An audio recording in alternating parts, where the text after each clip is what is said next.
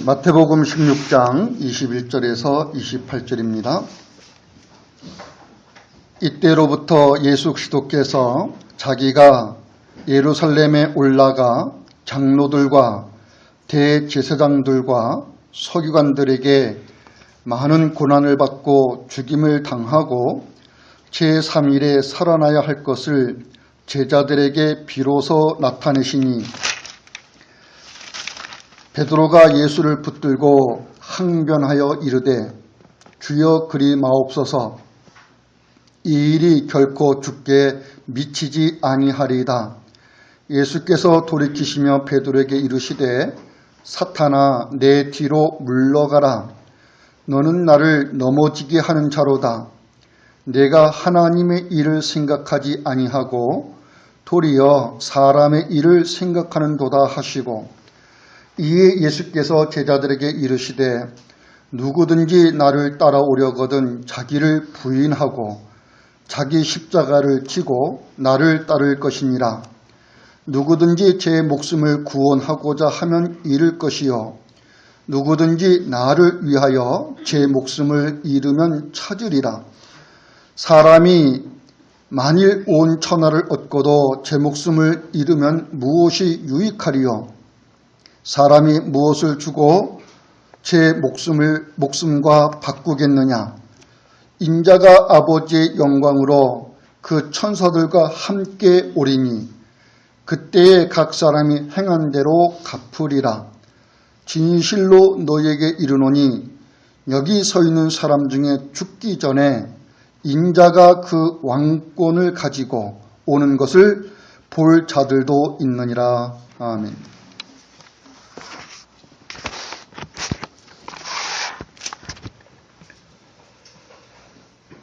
예수께서 자신이 죽음을 당하실 것을 예고해 주시고요. 또한 죽은 자 가운데서 3일 만에 다시 살아나실 것도 함께 예고해 주십니다.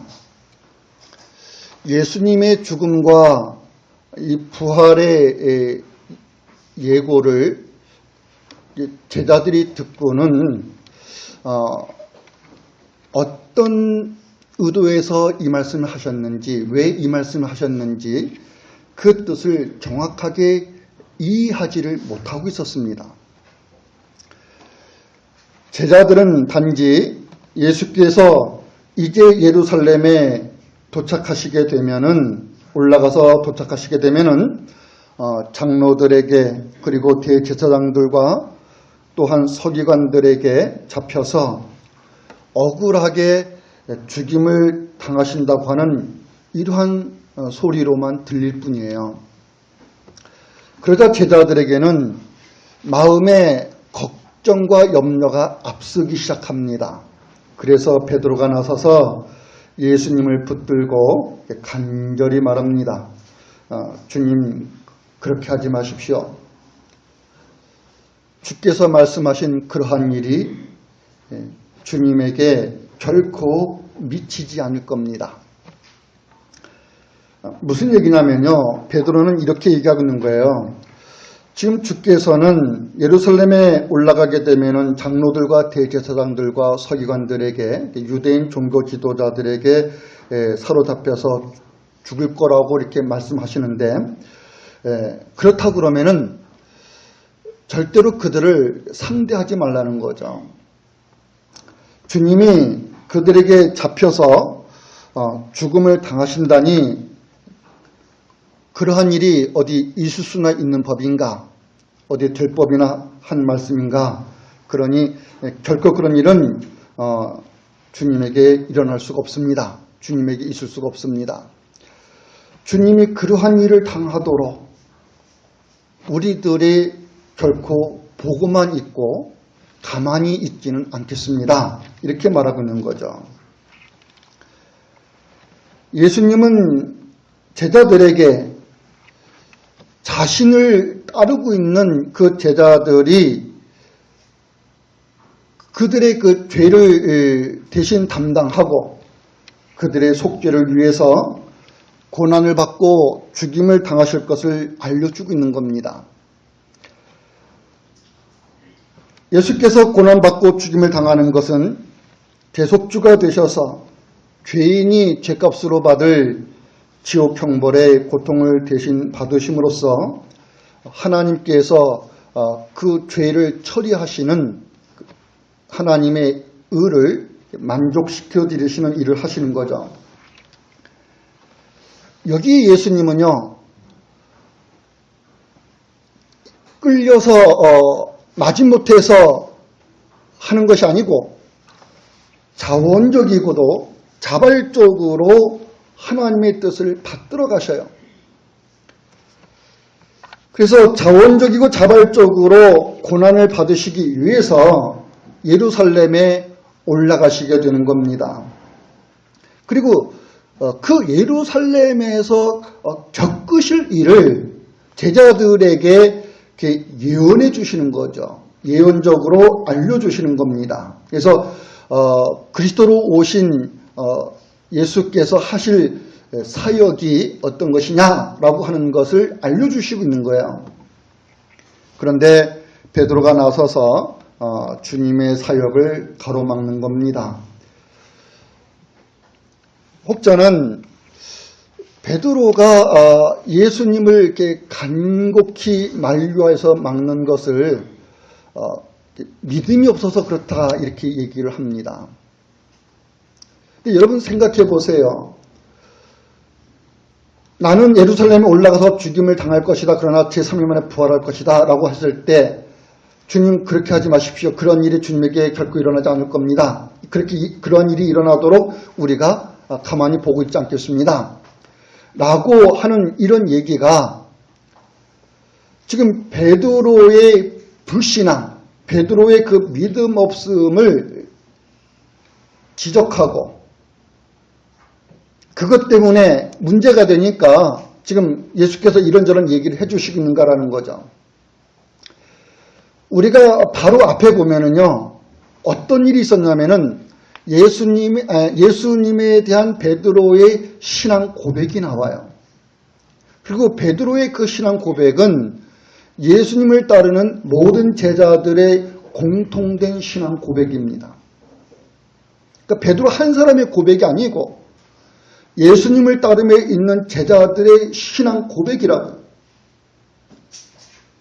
예수께서는 주님은 그리스도이시고 살아계신 하나님의 아들이십니다 라고 하는 그 고백적인 신앙을 표명했을 때 그러한 베드로가 지니고 있는 그 이름의 뜻을 드러내시면서 내 교회를 세우겠다 그러셨어요. 너는 반석이다. 그 위에 내 교회를 세우겠다라고 얘기를 합니다. 그리스도이시며 살아계신 하나님의 아들이심에 대한 그 신앙 고백에 있는 그 신앙 인격체 이후에 주님의 교회가 서나가는 일을 하는 거예요. 여기에 음부의 권세가 작용하지 못합니다. 음부의 권세가, 죽음의 권세가 교회를 행할 수가 없습니다.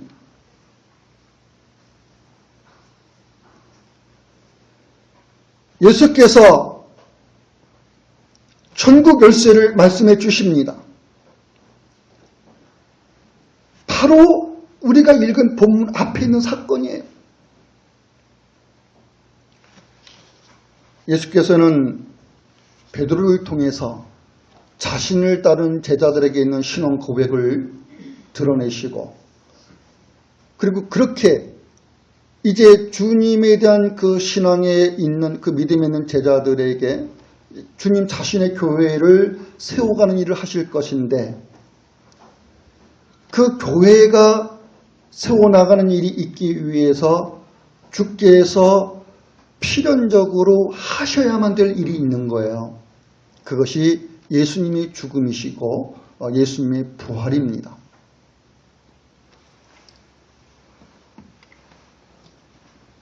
여기에 대해서 베드로가 만류를 했어요. 앞에서 주님에 대한 신앙을 고백했는데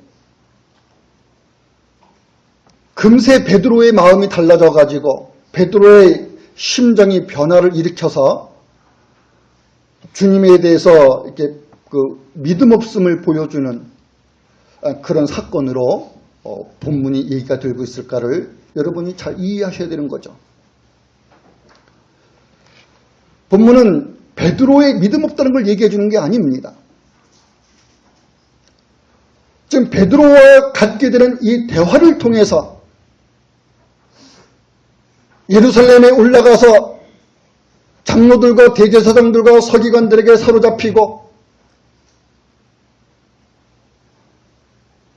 그들이 선동하고 백성들이 요구하는 대로 십자가에 달려 죽임을 당하실 것인데 그런 예수님과 함께하고 있는 그 제자들이 어떤 길을 가게 될 것인지에 대하여 알려주시고 있는 거죠. 베드로가 주님 그리하지 마십시오. 죽게 그런 일이 결코 미치지 않을 겁니다. 이러한 이야기를 통해서 지금 주님이 예수께서 예루살렘에 올라가고자 하는 그런 길을 지금 가로막는 그런 모습을 보이고 있습니다. 그런데 이렇게 베드로가 행동을 취한 것은 예수님을 따르는 제자들 중에서 어느 누구 못지않게 베드로는 주님에 대한 사랑을 가지고 있죠. 주님께 충성심도 있고요. 그런 베드로는 주님을 생각하고 염려합니다. 주님을 생각하고 걱정합니다.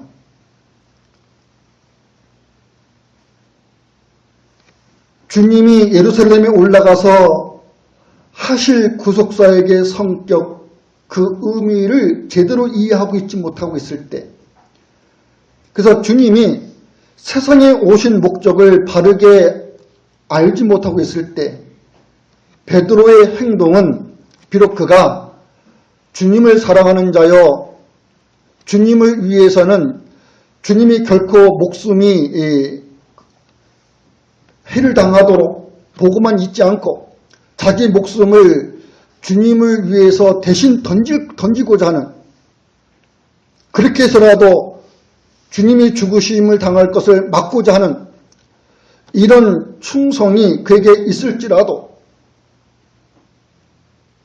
베드로가 가진 사랑이나 그 충성이라고 하는 것이 그게 말에만 있는 거겠어요? 베드로가 그냥 입에 발린 말을 하고 있는 것이겠어요? 아니죠. 그는 진심으로 하고 있는 얘기예요. 그렇지만은 그의 이러한 행동이, 즉 주님을 만류한 행동이 주님이 세상에 오신 목적을 바르게 알지 못하고 있을 때 어떤 일로 지금 나타나고 있느냐면 하나님의 일을 생각하는 것이 아니고요. 사람의 일을 생각하는 것에 대해서 네가 지금 이런 말을 하고 있다는 거예요.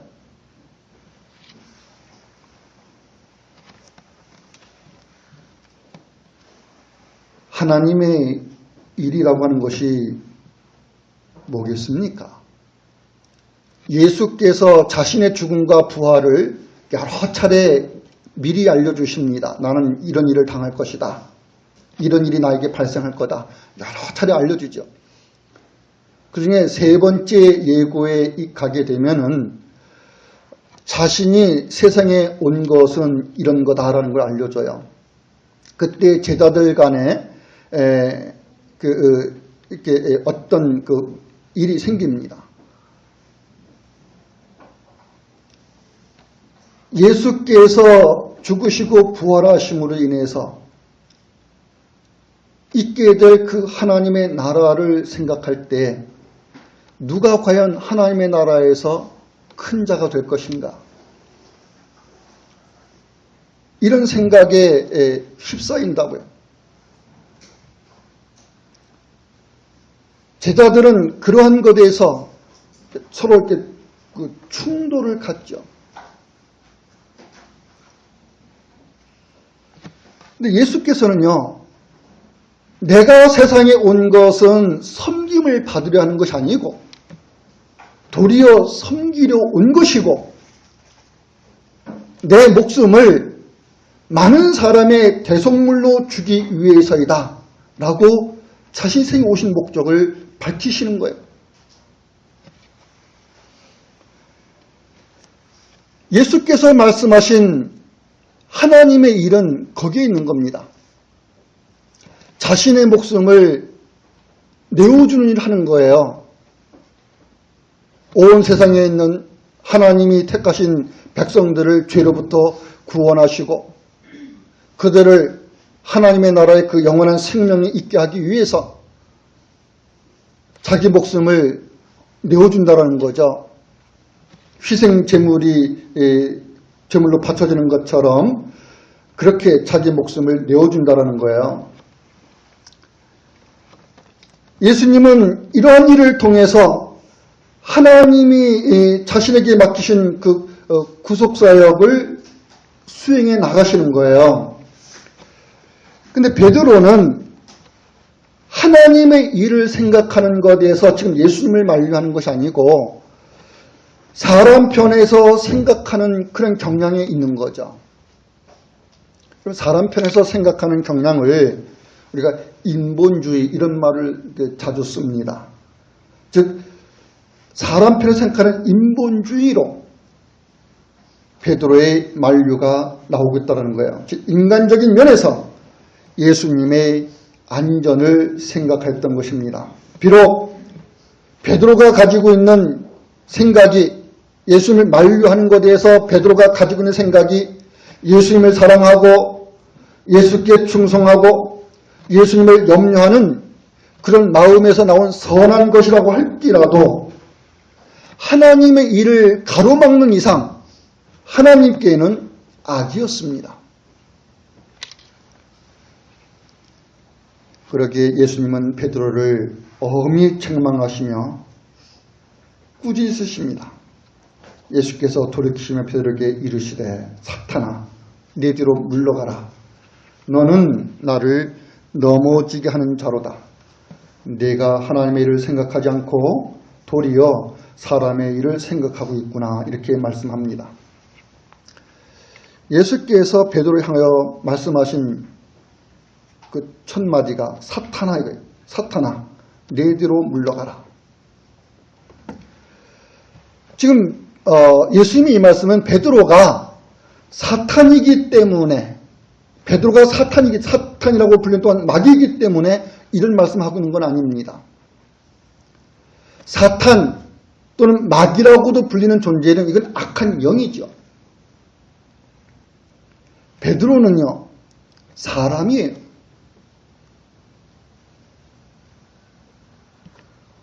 베드로가 사탄 그 자체는 아니에요.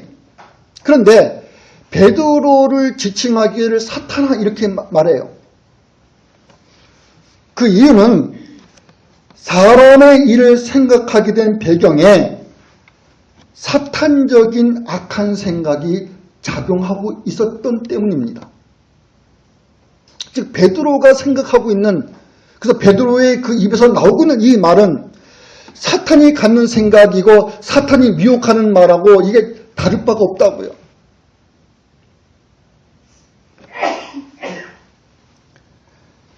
베드로가 아무리 예수님을 생각해서 좋은 뜻으로 예루살렘을 올라가는 것을 간곡하게 만류했을지라도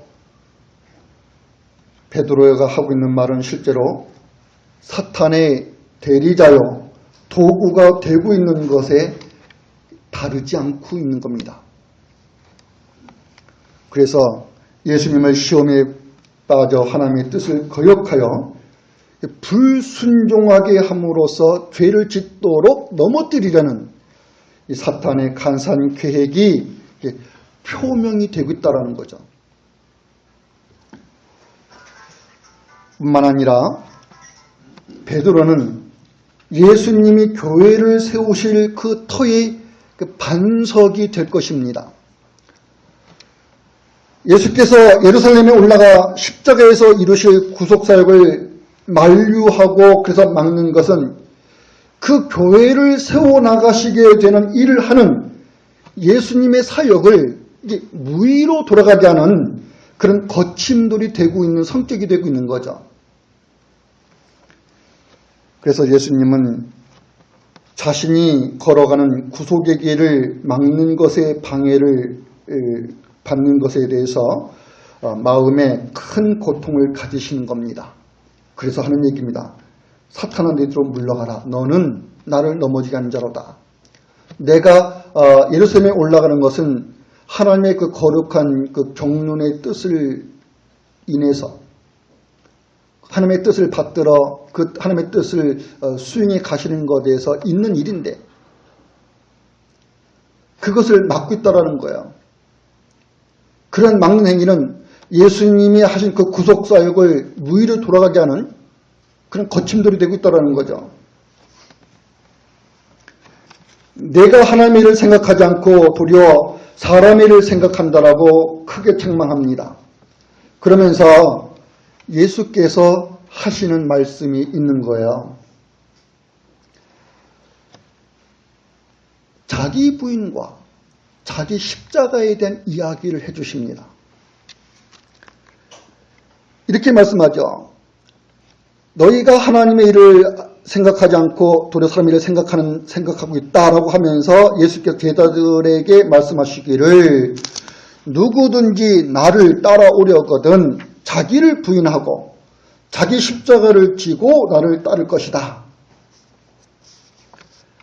예수님의 메시아 사역을 그리스도의 사역을 이해하지 못하고 사람의 일을 생각하는 베드로를 향해서 책망하신 예수님은 이어서 해주시고 있는 말씀이 너희가 나를 따르는 것이 무엇이냐라는 거예요. 예수님을 쫓는 길에 있는 것이 어떤 것이냐라고 하는 것을 가르쳐 주시는 거죠. 흔히 이것을 이렇게 제자의 도 그래. 제자의 도. 이 도가 그 길도자잖아요. 제자가 걸어가는 길. 그리고 그 도는 또 진리를 뜻합니다. 제자가 예수님을 따르는 길에 있습니다. 그렇게 예수님을 따라간다는 것이 어떤 거냐라는 거예요.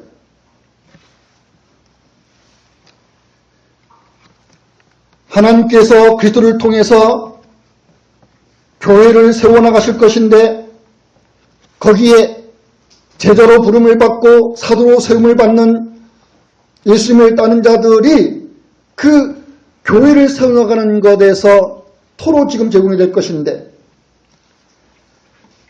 이러한 하나님의 큰 경륜에 있는 예수님이 자원해서 그리고 자발적으로 자기를 버리시는 일을 하시고 있는 거예요. 자기를 버리신 부인이 있는 거죠. 자기 부인이라는 얘기는 자기를 버리는 것에 대해서 말씀드려요. 예수님 자신을 부정하는 것에 대해서 말씀하는 거라고요.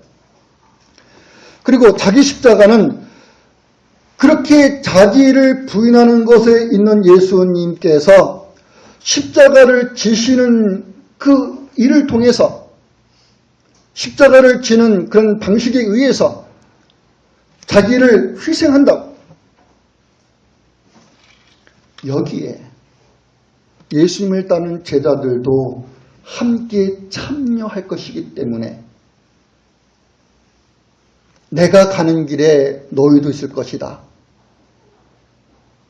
내가 하나님의 일을 생각함으로 하나님의 그 뜻을 받들어가는 그 길.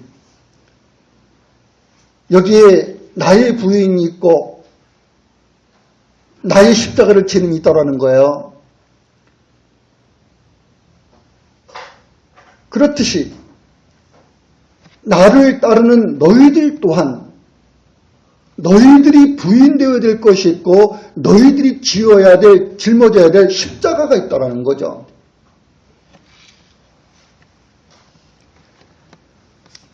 제자들은 예수님에게 있는 것과 같은 성길의 길을 걷습니다. 예수님이 걸어가시는 구속의 그 길을 제자들은 다른 길로 가고 있는 게 아니죠. 서로 다른 길을 가서 만나는 게 아니고 같은 한 길을 걸어가는 거예요.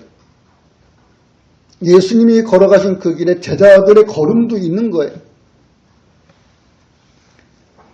그러니 예수님을 쫓는 제자들에게도 예수께서 자기 부인과 자기 십자가를 말씀하는 것에 제자들도 필연적으로 함께하고 있는 거라고요. 그래서 예수님은 자신을 따르는 제자들에게 아무든지 나를 따라오려거든, 누구든지 나를 따라오려거든 자기를 부인하고 자기 십자가를 지고서 나를 쫓을 것이다 라고 제자들에게 있게 되는 자기 부인과 제자들이 지고 가야 할 자기 십자가를 말씀하셨습니다. 이제 몇 시간을 통해서 제자들이 해야 되는, 제자들이 해야 된다는 것보다 제자들에게 있게 되는 그 자기를 부인하고 이거와 자기 십자가를 지고라고 하는 그 예수님의 제자들에게 있게 되는 자기 부인과 자기 십자가, 이게 뭔가를 설명해 나갈 겁니다. 근데 그러기 위해서는 먼저 제자들이 따르는 그 주님에게 있는 자기 부인과 주님에게 있는 자기 십자가를 먼저 이해해야 되죠. 오늘 여기에 대해서 설명을 드리고자 하는 겁니다.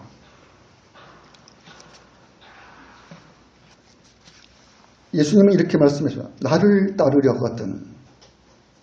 이 말은 나를 쫓으라 이런 얘기, 나를 쫓으라 또는 나의 제자가 되라 이런 얘기예요. 나를 쫓는데, 즉 나의 제자가 되는데 그렇게 나를 쫓는다고 하는 것 또는 나의 제자가 된다는 것이 무엇이냐, 즉 무엇으로 나를 따르는 것이냐라고 하는 것을 말씀해 주고 있는 겁니다.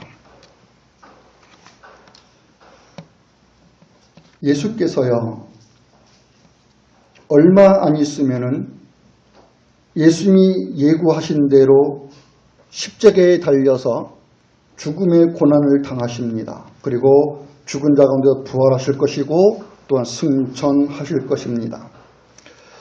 이때 제자들이 예수님을 따라다니며 예수님이 행하시는 그 구속사역에서 그리스도를 보고 그리스도를 이해하는데 본문에 앞서서 베드로가 고백했던 주님은 그리스도이십니다. 살아계신 하나님의 아들이십니다라고 고백했던 여기에 머물러 있는 차원이 아니고요. 이제 고백한 그 그리스도신 예수가 마땅히 그분에게 있게 되는 그리스도로서의 죽음과 그리스도로서의 그 부활, 이것을 아는 것으로서 그 죽음의 예수 그리스도의 그 죽음과 부활의 성격을 알고 그 믿음에 있는 것으로서 예수님을 따르는 제자로 있게 될 겁니다.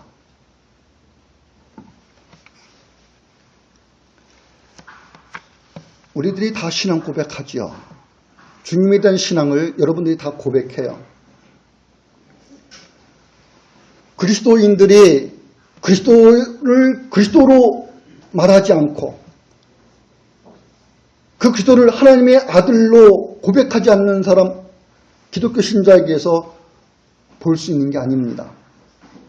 만약에 예수님을 그리스도로 보지 않고 그 그리스도신 예수님을 하나님의 아들로 고백하지 않는다 그러면은 그는 그리스도인이 아니에요.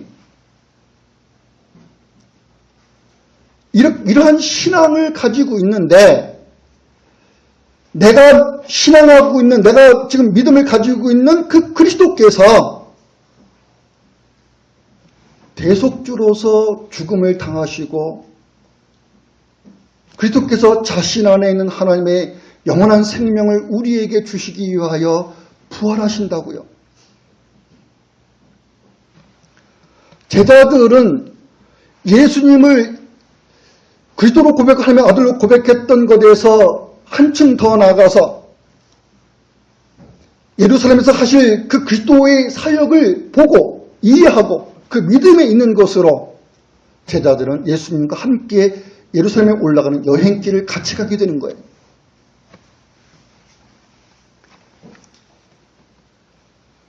그래서 제자들도 예수님에게 있는 자기 부인이 있고요. 제자들도 예수님에게 있는 자기 십자가를 지는 이 제자의 모습이 구체적으로 드러나게 됩니다. 그래서 그리스도의 죽음과 부활에 참여한 자로서의 길을 걷게 됩니다. 과연 예수님을 위해서 자기 부인과 자기 십자가를 짊어져야 되는 그런 현실에서도 예수께 대한 믿음을 가지고 흔들림이 없이 견고히 갖는 거기에서 예수님을 쫓는 사람의 특성을 보게 되잖아요.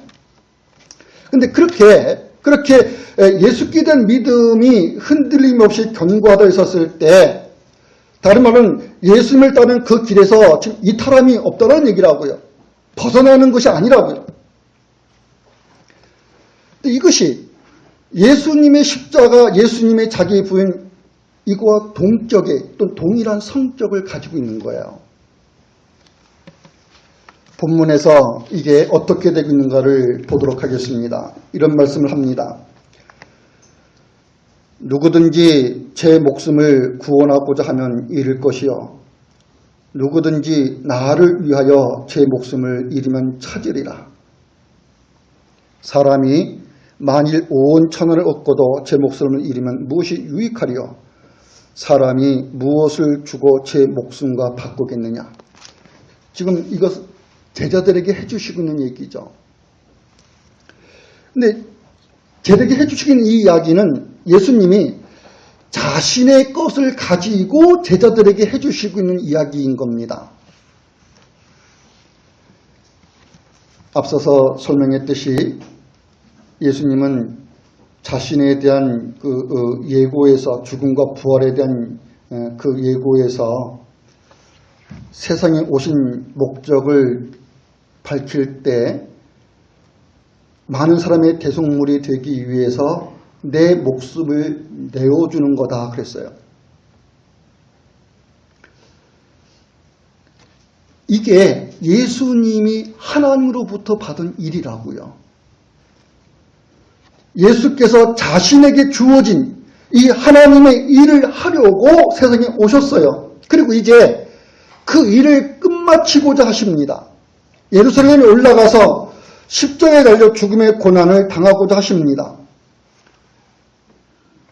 예수님은 하나님의 일을 생각하는 것에서 내 목숨을 내어주겠다라는 얘기를 하시고 있는 거예요. 그래서 자기 목숨을 많은 사람의 대속물로 주시는 일을 하고 계시는 것, 이게 예수님에게 있는 자기 부인입니다. 예수님에게는 자기 부정이다 그 말이에요. 베드로가 주님의 목숨을 지키겠다고 그러잖아요.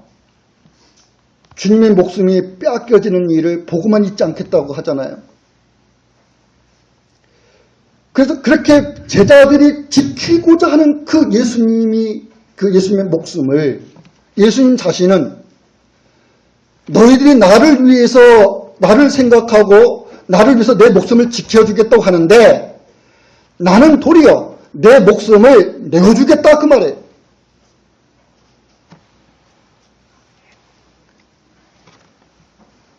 예수께서 뭐 때문에 그렇게 자기 목숨을 내어주나요? 인류애를 위한 희생정신이 강해서 그럽니까? 인류를 위한 박애정신이 강해서,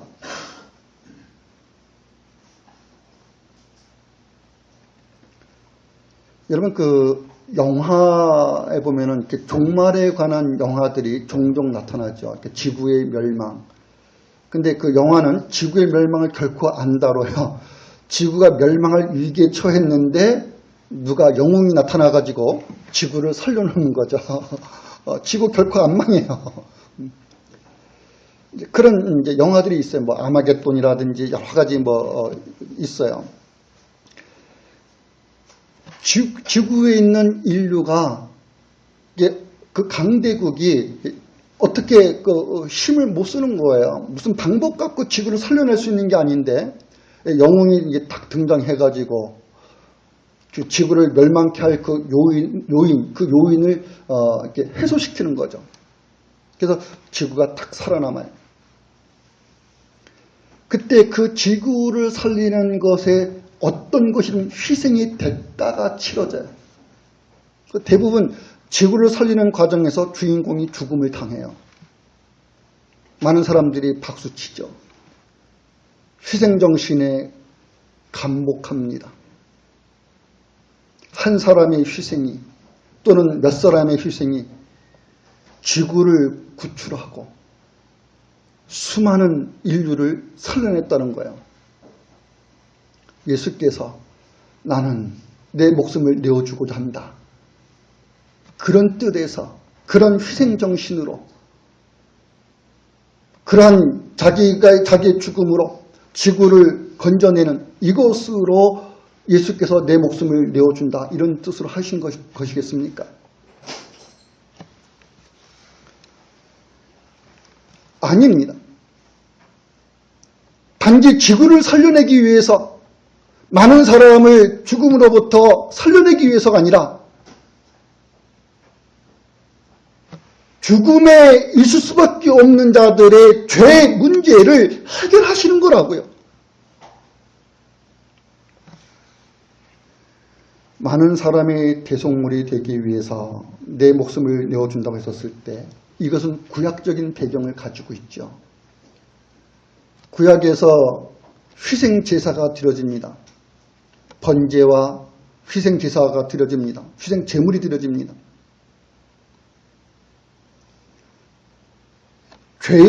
죄인을 대신하여 짐승들이 죽어나가는 거예요. 죄는 누가 졌는데요? 사람이요. 죽어나가는 거요. 죄를 지은 죄인이 죽어나가야죠. 근데 엉뚱하게 짐승들이 죽어나가는 거예요. 그 짐승들이 뭔 죄가 있다고요? 사람이 지은 죄에 짐승이 있는 게 아니라고요. 근데 사람이 지은 그 죄값을 짐승이 전가받아서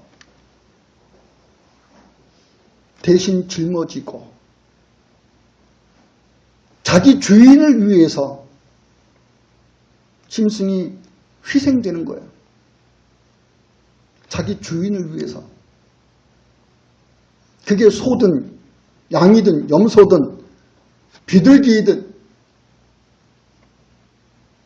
또는 어떤 곡식 가루이든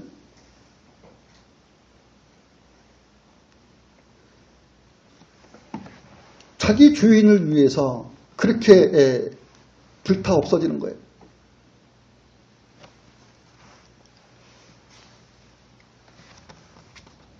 예수께서요,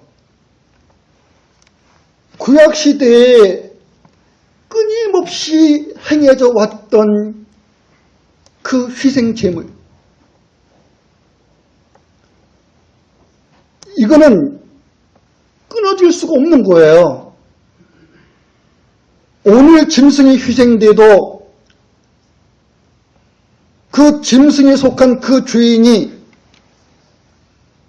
죄가 있는 한에는 오늘 죄를 속해서도 내일 죄가 발생하는 것에 대해서 또 다른 짐승이 또다시 희생돼야 된다고요. 그것이 끊어지지 않고 끊임없이 계속되는 거예요. 끊임없이. 날마다 짐승이 희생되어지지만 짐승으로서는 단지 그날 희생되는 것에서의 죄 문제만 해결될 수 있을 뿐이에요. 내일 발생하는 죄에 대해서는 아직 살아있는 또 다른 짐승 하나가 그 주인을 위해서 다시 희생돼야 되는 거예요.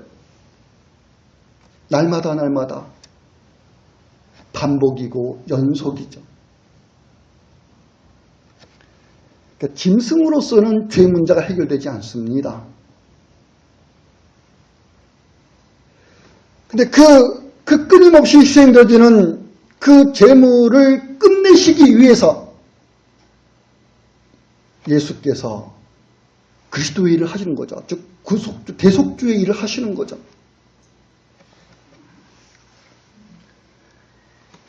예수님이 예루살렘에 올라가 십자가에 달려 죽음의 고난을 당하고자 하십니다.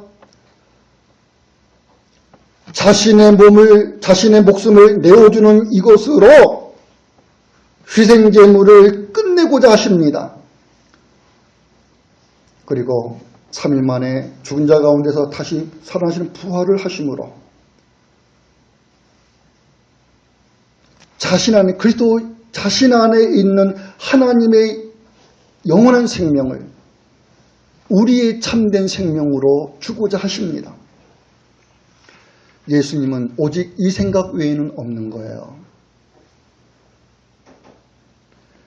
그래서 이 하나님의 일을 생각하는 것에서 나는 내 목숨을 기꺼이 내어놓는다는 겁니다.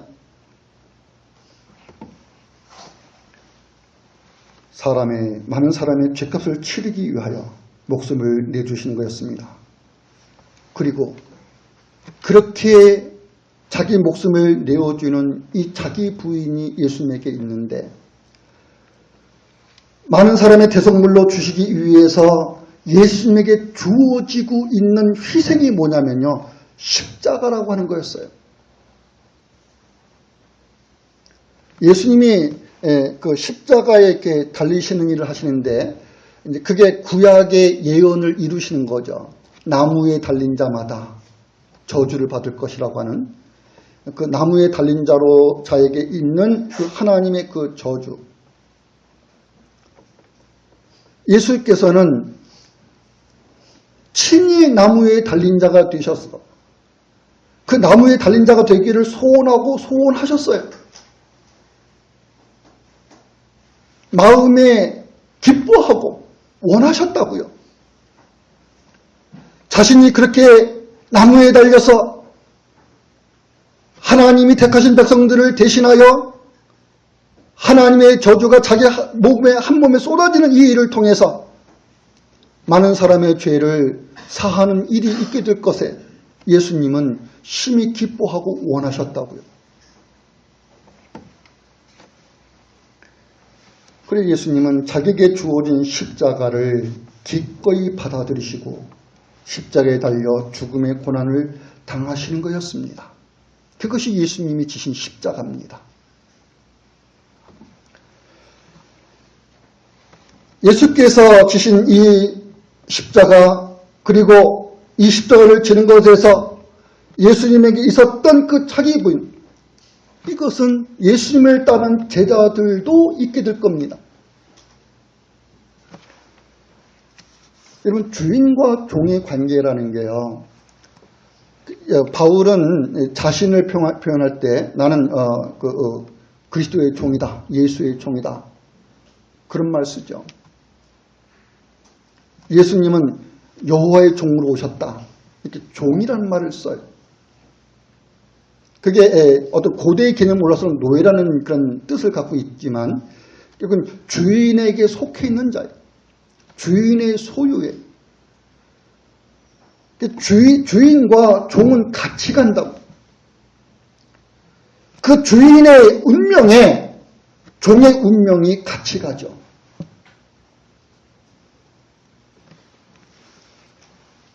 주인이 하는 일에 종이 하는 일이 있습니다. 주인이 하실 일을 종에게 시키죠. 그거가 주인이 하는 일에 종의 일이 있다고요.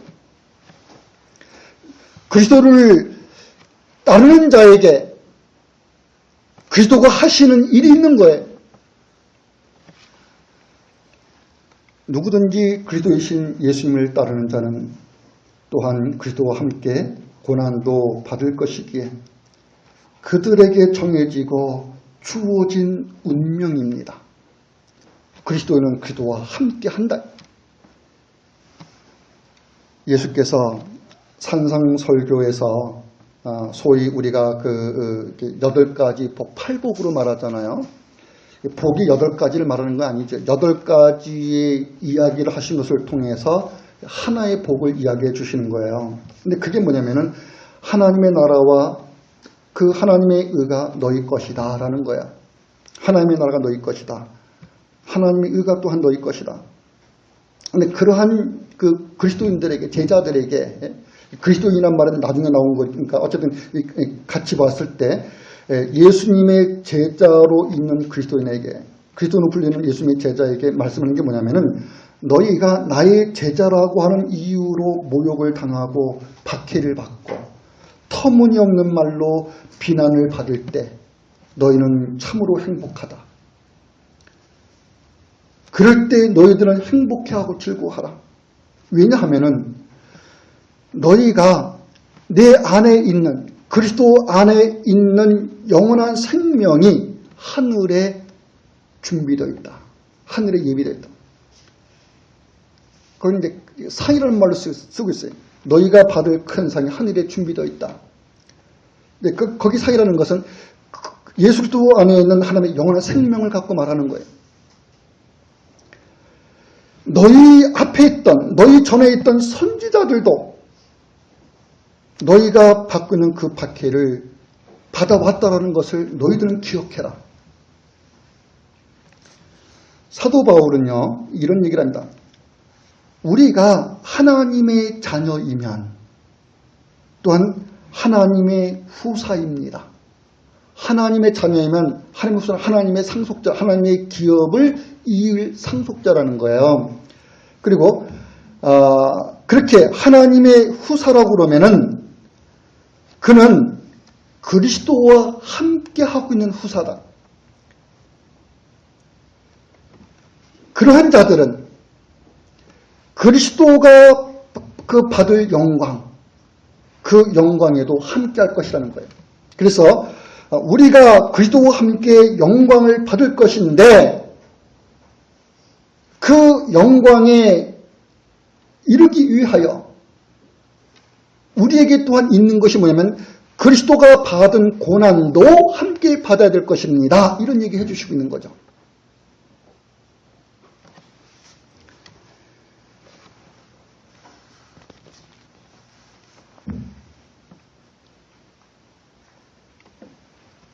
예수께서 말씀하신 자기 부인, 예수님 자기 부인을 갖고 너희들에게 있어야 할 부인, 예수님이 자신이 짊어진 십자가를 가지고 자신을 따른 제자들에게 너희들이 짊어져야 될 십자가, 이거 얘기해주고 있는 건데, 근데 이것이 어떻게 말해주고 있는 현실인가요? 혹자는 자기 부인을 설명하기를 우리 자신을 낮추어서 겸손하는 거라고 그래요. 교만하지 말고. 베드로가 예수님에게서 너는 베드로다. 너는 이제부터 반석이라고 불릴 것이다. 내가 그 위에 내 글을 세우겠다. 죽음의 권세가 너를 이기지 못할 것이고 천국의 열쇠가 너와 함께 할 것이다. 뭐 이런 얘기 해주시니까 베드로가 우쭐했다라는 거예요. 우쭐해가지고 이렇게 교만한 마음이 들어갔다는 거죠. 마음에 교만이 생기고 그리고 이제 자만이 생기고 그리고 이렇게 그 거만한 행동을 하겠다는 거예요. 그래서 예수님을 만류했다라는 거예요. 주님에게 그런 일이 있어서 되겠습니까? 내가 그런 일을 못 일어나게 하겠습니다. 하고 그렇게 나갔다는 거예요. 그러니 우리도 베드로처럼 교만하면 안 됩니다. 베드로처럼 자만하고 거만해서는 안 되겠다. 자기를 바짝 낮추어서 아주 겸손한 인품을 가져야 됩니다. 이런 얘기하는 분도 있고요. 또 어떤 분은 자기 부인하는 사람이 뭡니까 했었을 때 돈과 명예를 버리라. 돈에 집착하고 명예와 권세에 집착하고 그것 때문에 예수님이 안 보인다라는 거예요. 하나님 일을 생각하지 않는다라는 거예요. 세상을 바라보고 세상 일을 생각한다라는 거예요. 그러니 돈과 명예를 버리고 한 부자 청년의 너에게 있는 것을 가난한 자에게 다 나눠주고 너는 나를 따르라고 하셨듯이 우리는 우리에게 소유된 것에 대해서 무소유의 개념을 가지고 다 우리가 내려놓고 예수님만 따라가자 이렇게 얘기해요. 아주 훌륭한 교훈처럼 들리죠.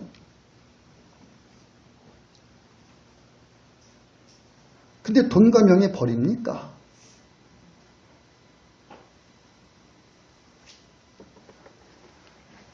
내 자식 잘 먹이기 위해서 할 수만 있으면은 더 좋고 더 맛있는 것, 그거 반찬 마련해서 만들어서 애써서 먹이고 싶어 하는 것, 이거 부모 마음 아닌가요?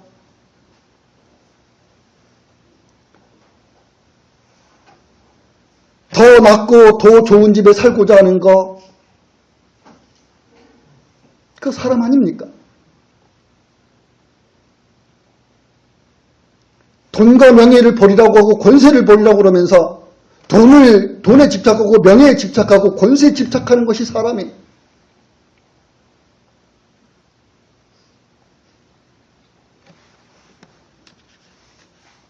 여러분 제가 집에서요 가끔 이렇게 텔레비에 보면은 온갖 물건들 쌓아놓으시는 어르신들 계시죠.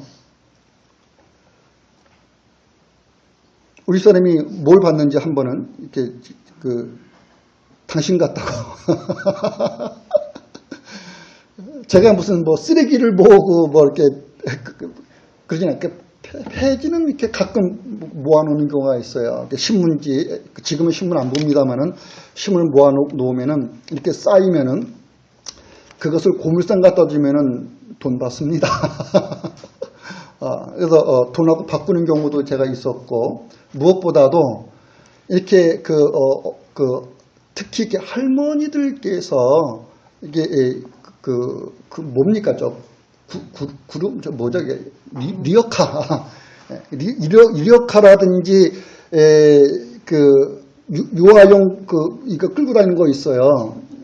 아이들 이렇게 태우거나 또는 어르신들이 안고 물건 이렇게 조금 담고 그거 하면서 거기에 이렇게 고물 이렇게 주워서 하고 그거 참 안쓰러워요.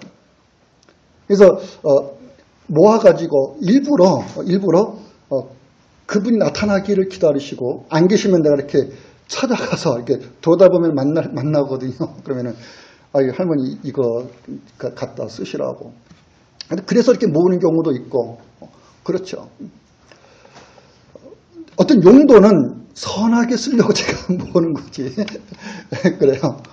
그런데 그거 외에 다른 것들 이렇게 충분히 버릴 수 있는 게 많이 있는 거야. 충분히. 그러니까 소유하고 있는 책들 가운데도 그전에는 유익하다고 봐서 샀던 책들인데 지금은 이게 아무 유익이 없는 거죠. 그게 그냥 버리는데 아무런 미련 없어도 되는 거예요. 버리는데. 근데 그거 못 버리는 거예요. 왜냐면은 비록 내게에서 유익하진 않다 할지라도 혹간에 뭔가 이렇게 잘못된 것이나 거기에 대한 어떤 무슨 반박하거나 뭔가 얘기할 것 같은 근거의 자료를 찾아야 될 때 필요한 경우가 있어요. 실컷 다 버렸는데 나중에 그때 그 얘기를 그 책에서 봤는데 이미 버리고 없는 거예요. 그럼 얼마나 아쉬워. 또 살 수도 없고. 그래서 그냥 책장에다가 꼭꼭 숨겨놓고 그것만 아니라 별거 내가 다 숨겨놓죠. 우리 사람 차에서 버리지 못하게 하려고 옷도 그렇고 하여튼 휴지도 그렇고 이렇게 다 숨겨놔요. 우리 사람은 열심히 버리려고 그러고 나는 열심히 숨겨놓으려고 그러고 어쨌든 뭔가 필요한 생각을 갖고 뭐 얘기하다가 이 얘기 나왔습니까?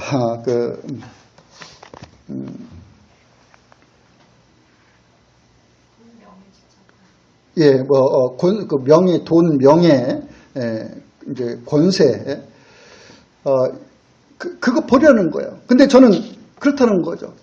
책 한 권을 버리지 못하고, 휴지 한 장을 못 버리고, 제가 언젠가 어느 프로에서, 박노식의 아들 있죠. 박준규인가? 있죠. 그 배우. 저기 붕어빵에도 자주 나오던데요. 붕어빵에도. 거기에 그분이 한 번 어떤 얘기를 하냐면요. 휴지가 있잖아요. 휴지. 이 휴지를 이제 여러 용도로 쓰는데 이제 코 풀 때가 있잖아요. 우리 보통 코 풀고 그냥 버린다고요. 근데 저는 그거를 이렇게 버리지 않고 한번 풀어서 놔두면 말라요. 말리면 다음에 이렇게 피면은 다시 펴져요. 그렇게 써요, 저는.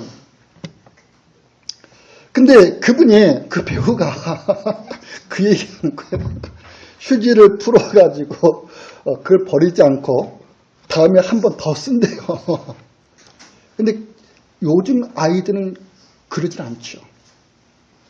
써도 가능한 많이 쓰고 한 번에 처리해버리고, 저는 가능한 적은 양을 가지고 여러 번 쓰려고 하고, 이게 생각이 어떤 삶의 방식에 있어서 생각의 차이가 있겠습니다만은, 제가 하려는 건 뭐냐면요, 그렇게 제가 집착이 강하다고요. 휴지 한 장 제대로 못 버립니다. 귀지 한 번 쓰면 한 번 쓰고 버리잖아요. 저는 털어가지고 놔뒀다가 다음에 두 번, 세 번, 그 귀지에 뭡니까, 솜이 다 이렇게 쓸 수 없을 때, 그때 버리고. 제가 전략 근면 검소, 물론 그것도 있겠습니다만은, 한편으로는요, 근면 전략 검소라는 것이 그만큼 집착력이야, 집착력.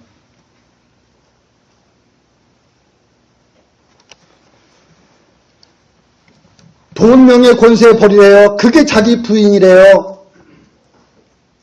어떤 사람은 자기 부인을 모실 때 마음을 비우는 건데, 마음을 비우면은 자기 이상을 실현할 수 있대요. 이런 괴리가 어디 있습니까? 자기를 비우면은 자기가 품은 그 높은 이상을 실현할 수 있대요. 자아 실현. 결국 자기가 갖고 있는 어떤 이상을 실현하는 것으로, 그 방법으로 자기 마음을 비우는 것으로 이용하는 거죠. 여러분, 성경에서 예수께서 제자들에게 너희가 나를 따르려거든 자기를 부인하고 자기 십자가를 지고 나를 쫓을 것이다 라고 했을 때, 그 자기 부인과 자기 십자가는 지금 말씀드렸던 그런 몇 가지의 어떤 것에도 해당되는 게 아닙니다. 예수님의 제자에게 있게 되는 자기 부인이고 자기 십자가입니다. 예수님에게서 있은 자기 부인이 제자들에게 자기 부인이 있는 것이고, 예수님에게 있은 자기 십자가가 제자들에게 자기 십자가로 있는 거예요. 예수께서 하나님의 일을 생각함으로 많은 사람을 위하여 자기 목숨을 대속물로 주시는 이것 때문에 세상에 오셨고 이 일을 하고자 하십니다. 여기에 예수님은 자기 목숨이 희생제물로 십자가에 드려져야 됩니다. 베드로는 그것을 막으려고 합니다. 주님, 그런 일이 일어나지 않게 하세요라고 합니다. 예수께서는 나는 반드시 죽어야 한다는 걸 얘기합니다. 예루살렘에 올라가서 나는 반드시 내 목숨을 내어줄 것이다. 나는 그렇게 자기 부인이 있을 거라는 거예요. 근데 그 자기 부인이 무슨 일로서 있게 되냐 했었을 때, 내가 십자가에 달려서 그 일을 겪을 거라는 거죠. 십자가에 달려 죽음의 고난을 당할 거라는 거예요. 하나님의 일을 생각하는 것에서 자기 부인과 자기 십자가가 얘기됩니다. 사람의 일을 생각하는 것에서는 이 하나님의 일을 거스르게 되죠. 하나님의 일을 반대하게 됩니다. 하나님의 일을 대적하게 됩니다.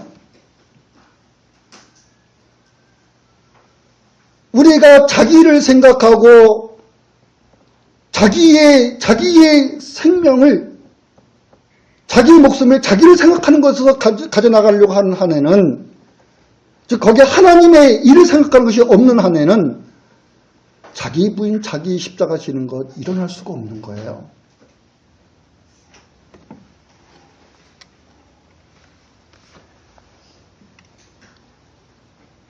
예수께서 자기 목숨을 많은 사람에게 대속을 주려고 하신, 그리고 그것 때문에 자기 십자가를 지신 일, 제자들에게 이야기가 됩니다. 이제 너희들이 내가 간 그 길을 걸어갈 것이다. 왜냐하면 나의 죽음과 나의 부활로 말미암아 너희는 죄사함에 있을 것이며 너희는 하나님의 영원한 생명이 있을 것이다. 그러니 너희들의 생명은 이제 하늘에 있는 것이라는 거예요. 하늘에 있는 것으로 지금 예수님과 아직 땅에 있는 제자들은 예수님 안에다가 자기 생명을 두고 있는 거죠. 그래서 예수님을 따르는 그 길에서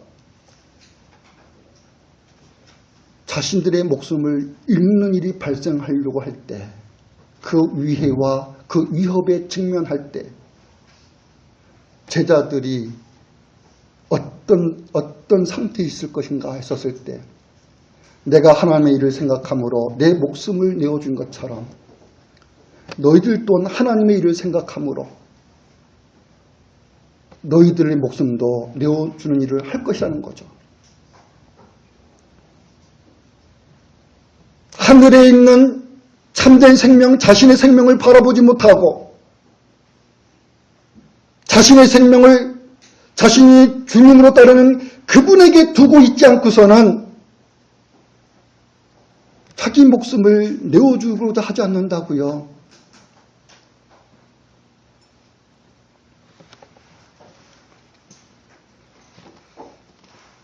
여러분들은 그리스도인입니다. 예수님을 따르는 제자들입니다. 믿음이라고 하는 것은 그리스도께서 하신 그 구속사역의 일을 여러분들이 알고 있는 거예요.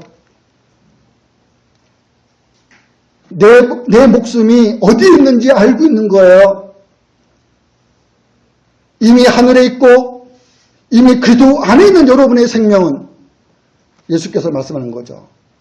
누구든지 자기 목숨을 잃고자 하면 얻을 것이요 얻고자 하면 잃을 것이다. 이 땅에서 목숨을 잃는다 했을 때 그게 잃어버려지는 거냐는 거예요. 하늘에 있는 생명이 잃어버릴 수 없습니다. 그리스도께 우리의 생명이 두고 있는 것은 잃어버릴 수가 없습니다. 그리스도께서 죽은 자가 3일 만에 부활하신 그 그리스도께서 여러분의 생명의 주님 아니십니까? 주께서 생명을 잃어버린 일이 없어요. 그분과 함께 같은 운명의 몸이 되어 있는 여러분 또한 여러분의 생명 잃어버린 일 없다고요.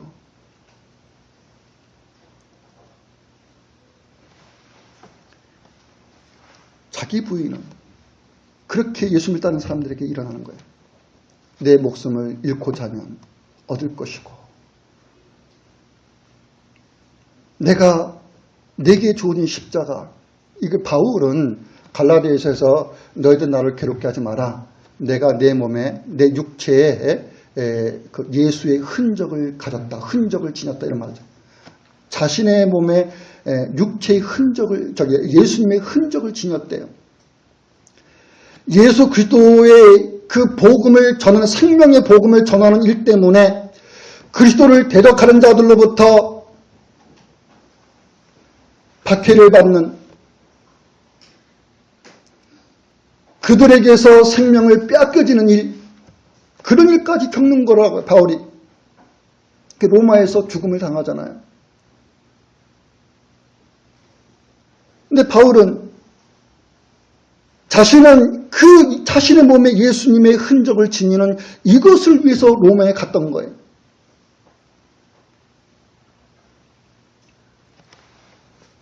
여러분이 이게 있는 십자가라고 하는 것, 내 목숨은 그리스도 안에 있는 것, 하늘에 있는 것이고 이거 내어준다 한들 없어지는 거 아닙니다. 여러분의 목숨은 결코 없어지지 않습니다.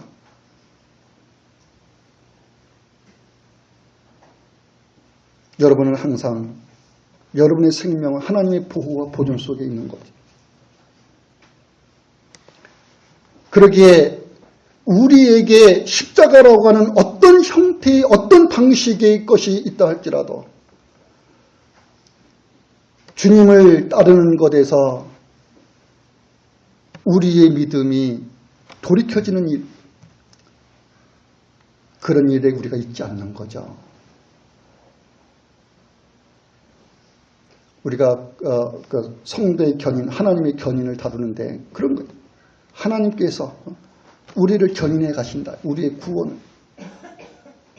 거기에 우리의 믿음이 있는 거예요. 우리의 믿음을 견인해 가시는 거예요. 우리의 구원을 견인해 가시는 거예요. 하나님께서 끌고 가시는 거예요. 그것이 십자가라고 하는 형태로, 십자가라는 방식으로 내가 있어야 될 자기 부인이 있는 거죠. 그리스도인은 그 길에 있다는 나를 따르는 것에서 기도하겠습니다.